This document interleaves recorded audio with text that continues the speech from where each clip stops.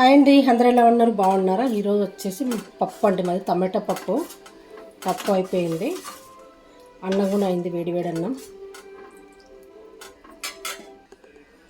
పప్పు పెట్టేసుకున్నాం కదా. కాస్త పప్పులోకి ఆవకాయ పచ్చడి అయితే బాగుంటుంది కదా. ఏమీ లేకుండా కానీ మామిడికాయ పచ్చడి తింటారని బాగా ఇష్టం అనమాట. కాస్త ఆవకాయ పచ్చడి వేసుకొని అన్నం కూడా వేడివేడిగా అయిందండి. వేడి అన్నం అయింది.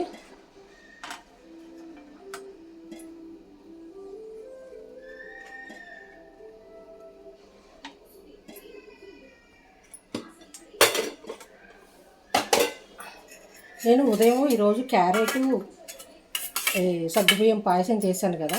చూడండి ఎంత బాగుందో. పొద్దున కాస్త లూజ్గా ఉన్నది, ఇప్పుడు చూడండి మంచిగా అయింది.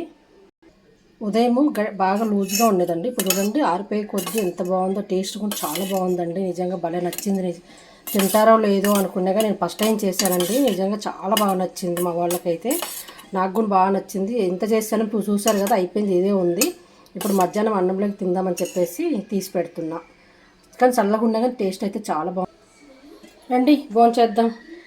వేడి అన్నమైంది. పప్పు, టమాటా పప్పు, ఆవకాయ పచ్చడి, పక్కనే స్వీటు అలా తింటుంటే మధ్య మధ్యలో క్యారెట్, జీడిపప్పు చక్కగా భలే బాగుంది. అబ్బా సగ్గుబియ్యం చూడండి ఎంత బాగా మెరుస్తున్నాయో, చాలా బాగుంది.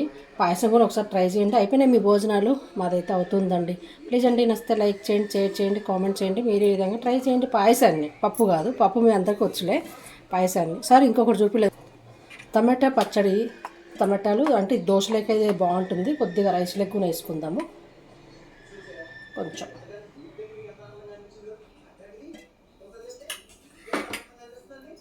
ఇది అబ్బా మాది వేడి అన్నమైంది. రండి తిందాం. మీది అయిపోయినాయా?